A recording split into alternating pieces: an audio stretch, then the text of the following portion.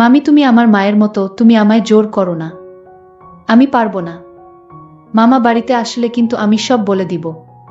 মামি বলল, তোর মামা তো দুর্বল, পারে না, তাই আজ তোকে দিয়ে বাকি বিষয়টা গল্পেতেই বলছি।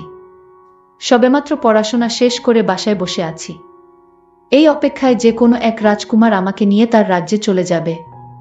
অবশ্য এসব যে শুধু গল্পতেই মানায় তা আমার বিয়ের দ্বারাই প্রমাণিত হলো। কারণ আমার বাবা মা বিয়ের জন্য আমাকে এক বুড়োকে খুঁজে এনে দিল। আমারও পোড়া কপাল। ভেবেছিলাম রাজপুত্রের কথা, আর এখন তো দেখি বুইরা বাবা। যাই হোক বন্ধুরা, সময় মতো আমার স্বামী আমাকে দেখতে এলো, তার কিছু বন্ধু এবং তার বোনের ছেলেকে নিয়ে।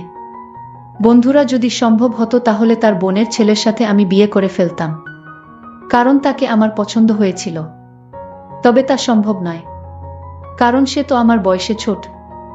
কেন এ কথা বললাম তা জানতে হলে তোমাদের পুরো গল্পটি মনোযোগ দিয়ে শুনতে হবে।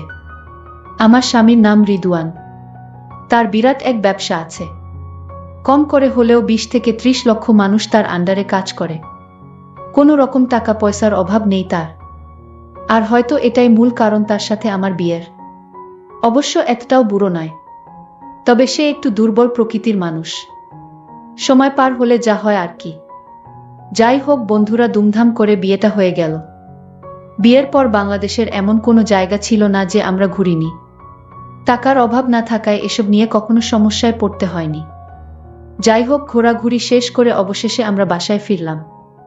নতুন বাসা আমায় উদ্দেশ্য করে কেনা হয়েছে, তাও আবার শহরের ভিতরে। এখান থেকে সবকিছুই কাছে, যে কোনো সময় ইচ্ছা করলে যে কোনো জায়গায় যাওয়া যায়। আমার স্বামীরা মাত্র 2 ভাই বোন। সে এবং তার একটা বোন আছে। তার ছোট বোনকে সে ভীষণ ভালোবাসে, আর তার থেকে বেশি ভালোবাসে তার বোনের ছেলেকে। ওই যে বলেছিলাম আমার বিয়েতে এসেছিল, সেই ভাগিনা। বোনের ছেলে আমার স্বামীর চোখের মণি। পড়তে বসতে যেখানেই পারি তাকে নিয়ে ঘুরে বেড়ায়। শুধুমাত্র আমাদের হানিমুনের সফরেই বাদ পড়ল সে। তবুও তার যদি সাধ্য থাকতো তাকেও নিয়ে যেত। ভাগিনা এবার এসএসসি পরীক্ষা দিয়ে পাশ করেছে, ভালো কলেজে পড়বে, তাই মামা অর্থাৎ আমার স্বামী তাকে ফোন দিয়ে বলল সে যেন সবকিছু গুছিয়ে আমাদের বাসায় চলে আসে। আমাদের বাসায় আমি এবং আমার স্বামী ছাড়া আর কেউ থাকে না। কাছের মানুষদের কথা বাদ দিলাম, প্রায় 7 থেকে 8 জন কাজ করত আমাদের বাসায়। তার ভেতর 5 জন ছিল মেয়ে। ইতিমধ্যে আমার ননদের ছেলে আমাদের বাসায় চলে আসলো। এসে মামি মামি বলে আমাকে ডাক দিয়ে বলল, হ্যাঁ বন্ধুরা, এটাই সেই ভাগ্নে, আমার স্বামীর চোখের মণি। আমি বললাম, আসো আসো, তোমার জন্যই তো অপেক্ষা করছিলাম আমি। তার সব কিছু তার রুমে নিয়ে রাখতে বললাম। আমি বললাম, চলো সাজিদ, রুমে আসো, ফ্রেশ হয়ে নাও, তারপর আমরা গল্প করব। সে বলল, ঠিক আছে মামি, চলো। এই বলে আমি তাকে আমার রুমে নিয়ে গেলাম। বললাম, যাও তুমি ফ্রেশ হয়ে নাও। সে গোসল করে বের হলো। আমি তাকে নিজের হাতে ভাত খাইয়ে দিলাম। বললাম, এবার তো তাহলে তোমাকে যেতে দেব না। সাজিদ বলল, আমিও তো এবার যাওয়ার জন্য আসিনি, আমি অনেক দিন থেকে তারপর যাব। এবার পড়াশোনা তো শেষ করতে হবে এখান থেকে। এর ভেতরেই সে তার মামার খোঁজ করতে লাগল। সাজিদ মামাকে অনেক বেশি ভালোবাসে, আর আমাকে অনেক সম্মান করে।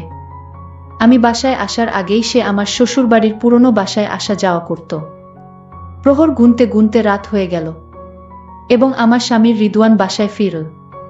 এসে সাজিদ সাজিদ করে চিল্লাতে লাগল। সাজিদ গিয়ে তাকে সালাম করল। তুই আর যেতে পারবি না, তুই এখান থেকেই লেখাপড়া করবি। তোকে আমি লেখাপড়া শিখিয়ে ডাক্তার বানাবো। তুই আমার একমাত্র ভাগিনা, তোকে নিয়ে আমার অনেক স্বপ্ন। তোর যা লাগে আমাকে বলবি, আমি তোকে দিব। আর বাহিরে বেশি আড্ডা দেওয়া চলবে না। ভাগিনা তখন বলল, হ্যাঁ মামা, আমি তোমার কথা রাখব। আমারও ইচ্ছা বড় ডাক্তার হওয়ার। তুমি যা বলবে তাই হবে মামা।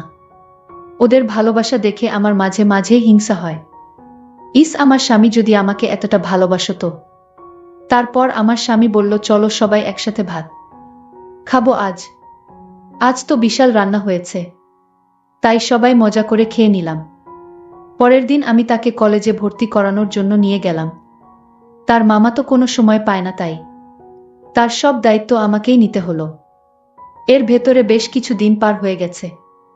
সাজিদ নিয়মিত কলেজ যেতে লাগলো। একদিন সাজিদ যখন কলেজে ছিল, আমি তার রুমে গেলাম তার রুমটা একটু গুছিয়ে দেওয়ার জন্য। আমি রুমে গিয়ে দেখি কি একটা অবস্থা। আমি বাসার কাজের মেয়ে মর্জিনাকে ডাক দিলাম। সে আমাদের বাসায় কাজের মেয়ে। বললাম, মর্জিনা, আমাকে একটু সাহায্য করো তো। সে বলল, কাকিমা বলেন কি করতে হবে। আমি বললাম, তুমি বিছানাটা পাল্টে দাও। সে প্রথমে একটু না না করছিল, পরে আমি জোর গলায় বললাম, কি হলো? বলছি বিছানাটা পাল্টে দাও। আর তুলতে যা ঘটল তা দেখার জন্য আমি কখনোই প্রস্তুত ছিলাম না। বিছানায় দেখলাম এক বান্ডিল ফুটকা, যার মূল্য বাজারে 50 টাকা। ভাগ্নের বিছানায় ফুটকা কেন? এটা দিয়ে কি করে সে? আমার তো আর বুঝতে বাকি রইল না। তারপরও আমি সাজিদের কাছ থেকে সব জানব। এরপর আমি মর্জিনাকে বললাম, যা তুই বাইরে যা। আমি সেগুলো একসাথে করে একটা ব্যাগে ভরে নিলাম। আর ওকে বললাম, তুই রুমটা গুছিয়ে দে। আমি রুমে শুয়ে ভাবতে লাগলাম, ব্যাপারটা ঠিক বুঝলাম না। ভাগ্নে এইসব নিয়ে কি করে? অনেক প্রশ্ন ঘুরপাক খাচ্ছিল আমার মাথায়। তাই নিজেকে একটু শান্ত করে ভাবলাম, সে একবার বাসায় আসুক, তারপর তার কাছ থেকে কিছু শুনে বিষয়টা ক্লিয়ার হব। সেই দুপুর বেলা সাজিদ বাসায় ফিরল। আমি প্রথমে তাকে কিছু বললাম না। তাকে দুপুরের খাবার খাইয়ে দিলাম। খাওয়া শেষে আমার রুমে ডাক দিলাম। সে আমার রুমে এসে বলল, মামি, কি হয়েছে? আমি বললাম, আচ্ছা সাজিদ, তুমি চেয়ারটা নিয়ে বসো, তোমার সাথে কথা আছে। সাজিদ আমার পাশে এসে বসে বলল, মামি কি বলবে?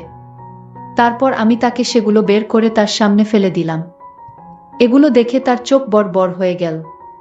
সে মনে হয় আকাশ থেকে পড়েছে। কোনো কথাই বলছে না। আমি বললাম, দেখো সাজিদ, এখন যা ঘটবে সব তোমার আর আমার ভেতরে থাকবে। তুমি এইসব নিয়ে কোনো চিন্তা করো না। যা হয়েছে সত্যি তাই বলবে। তোমার মামা এসব কিছু জানতেই পারবে না। তুমি শুধু আমাকে বলো, এইগুলো দিয়ে তুমি কি করো? সে আমার দিকে তাকিয়ে চুপ করে রইল। আমি বললাম, চিন্তা করো না, নিশ্চিন্তে বলতে পারো। তারপর সে বলল, দেখো মামি, আমার তো বয়স হয়েছে। আমার এগুলো মাঝে মাঝে দরকার হয়, তাই রেখেছি। আর এগুলো দিয়ে কি করা হয় তা তোমাকে বলা লাগবে না। মামি, তুমি আমার বিষয় নিয়ে অন্য কিছু ভেবো না। তুমি যেমনটা ভাবছো আসলে তেমন কিছু না। আমি একটু হালকা রাগ করে বললাম। সাজিদ খুব বেয়াদব হয়ে গেছে মনে হচ্ছে। না মামি, আমি বেয়াদব নই, তুমি আমাকে ভুল বুঝেছ। আমি কোনো অন্যায় কাজ করতে পারি না মামি। মামা আমাকে এই ভুল শিক্ষা আমায় দেয়নি মামি। তুমি বিশ্বাস করো। মামি বলল, তাহলে সত্যি করে বলো, ফুটকা দিয়ে কি করো তুমি? আমি মামিকে বললাম, মামি, আমি তোমার কাছে কিছু লুকাবো না। আমি একজনকে ভালোবাসি। আর সে মাঝে মাঝে আমাদের বাড়িতে আসতো। আমি অঙ্ক না পারলে সে অঙ্ক বুঝিয়ে দিত। আমি তাকে ফুটকা গিফট করতাম। মামি, যে মেয়েটির কথা বলছি সে লেখাপড়ায় অনেক ভালো। ও আমাকে খুব ভালোবাসে মামি। মামি তখন চোখ ঘুরিয়ে বলল, তাহলে দেরি কেন, তার নাম খানি একটু বলে দাও শুনি। সে কোনোভাবেই তার নাম বলল না। আমি বললাম, তুমি কি তোমার মুখ থেকে কথা বের করতে বাধ্য করাবে তোমার মামার সাথে এসব বিষয়ে কথা বলার জন্য? সে আর কিছু না ভেবে বলে দিল, মর্জিনার নাম। আরে ও কি কলেজে পড়ে? ও তো আমার বাসার কাজের মেয়ে। তুমি আমার সাথে মিথ্যা কথা বললে কেন? সাজিদ বলল, মামি, আমার ভুল হয়ে গেছে। আসলে আমি তোমাকে ভয় পেয়েছিলাম। আর তাই তোমাকে মিথ্যা কথা বলেছি। আমি আসলে কলেজে কারো সাথে প্রেম করি না। আমার কোনো ভালোবাসার মানুষ নাই। আর তাই মর্জিনাকে। আমি তো শুনে অবাক। আমি বললাম, কি হলো সাজিদ? তুমি সত্যি ওর সাথে? সে বলল শুধু হুম, মাথা নাড়িয়ে সম্মতি দিল। আমি এই কথা শুনে আর দাঁড়িয়ে থাকতে পারলাম না। বসে পড়লাম। বাপরে, একই সাংঘাতিক ব্যাপার। মনে মনে ভাবতে লাগলাম। আমি বললাম, আচ্ছা তুমি এখন তাহলে রুমে যাও। তোমার সাথে এই বিষয়ে পরে কথা হবে। আমি চিন্তায় পড়ে গেলাম। আমি ভাবলাম, এটাই হয়তো সুযোগ আমার অনেক দিনের স্বপ্ন পূরণ করার। তার রুমে গিয়ে বললাম, এই নাও সাজিদ, তোমার বিছানায় পড়ে থাকা মহামূল্যবান জিনিস। তবে একটা শর্ত, আর কোনোদিন এগুলো দিয়ে কিছু করবে না। আমি যেদিন তোমাকে আদেশ করব ঠিক সেদিন থেকেই তুমি। সে মাথা নাড়িয়ে সম্মতি জানাল। আমি বললাম, মামি, তাহলে আমি কখন কি করব তুমি সব বলে দিও। আর এইগুলো তো আমার আর প্রয়োজন নেই। এই জিনিসগুলো ঘর থেকে ফেলে দেই মামি তাহলে? মামি বলল, না, ফেলতে হবে না। তাহলে কি করব? মামি বলল, আগামীকাল রাতে আমি সব বলবো। সাজিদ বলল, ঠিক আছে মামি। পরের দিন রাতে মামি খাওয়া দাওয়া শেষ করে মামি বলল, সাজিদ, আমার রুমে আসো, কথা আছে।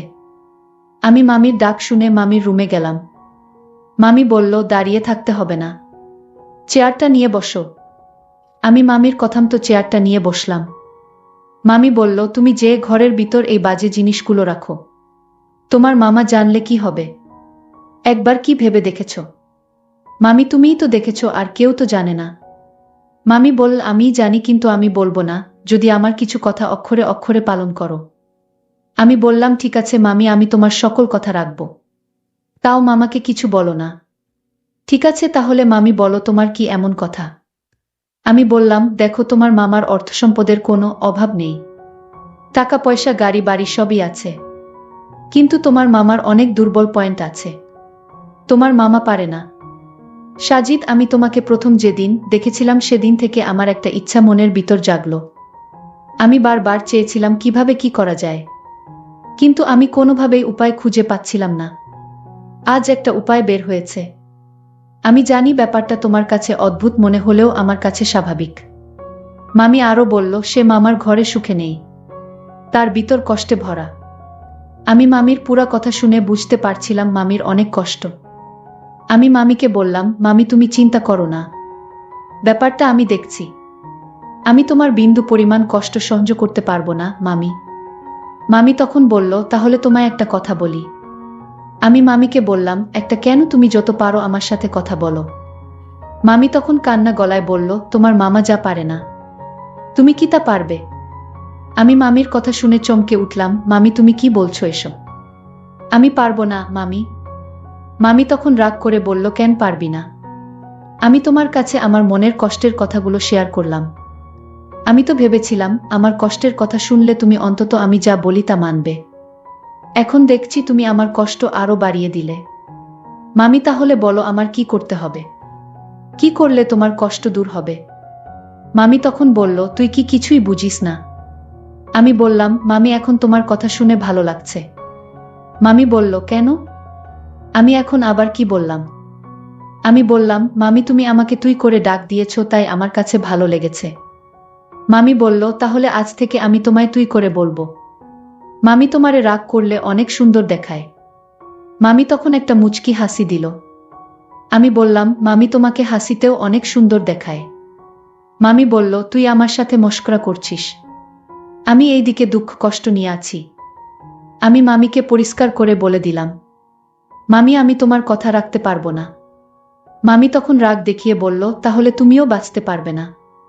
আমি তোমার মামাকে তোমার বিষয়ে সব বলে দিব। আমি হাসতে হাসতে বললাম, মামি আমিও মামাকে সব শুনিয়ে দিব। মামি আমার কথা শুনে চমকে উঠল। এই তুই কি বলবি তোর মামার কাছে? আমি বললাম, মামি এতক্ষণ ধরে তুমি আমার কাছে যা বললে সব আমার মোবাইলে রেকর্ড করেছি। মামি আমার কথা শুনে বলল, ভালো করেছিস, যা গিয়ে তোর মামারে রেকর্ডিং শোনা। আমার কোনো সমস্যা নাই, আমি হয়তো এ বাড়ি থেকে চলে যাব। আর কি হবে আমার? আমি তখন মামিকে বললাম, তাহলে তুমি চাও তুমি যা আবদার করছিলে আমার কাছে তা মামাকে শুনাই? আমি কিন্তু মামাকে সত্যি সত্যি বলে দিব। মামি তখন কান্না করে বলল, আমার কপালে সুখ নেই। আমি মামিকে বললাম, মামি তোমার অভাব আমি বুঝি, তোমার কোনো ছেলে মেয়ে নাই তাই তো? মামি তুমি আমায় অন্যরকম দৃষ্টিতে দেখো না। মামি তুমি কি করে ভাবলে আমি এসব করব? আমি ছোটবেলা থেকে মায়ের আদর পাইনি, আমি তোমাকে মা ভেবেছি। তুমি আমার মা, আজ থেকে তুমিই আমার মা। আমি জানি তোমার কোনো সন্তান নেই, আজ থেকে আমি তোমার সন্তান। মামির চোখ দিয়ে পানি পড়ছিল। মামি বলল, এখন আমার কাছে মনে হচ্ছে এই পৃথিবীতে আমার চাইতে সুখী মানুষ আর কেউ নাই। আয় বাবা আমার কাছে আয়, আমাকে মা বলে ডাক। বন্ধুরা আজকে মতো এখানেই শেষ করলাম। যদি গল্পটি ভালো লাগে তাহলে আমার চ্যানেলটিকে সাবস্ক্রাইব করে পাশে থাকবেন। ধন্যবাদ।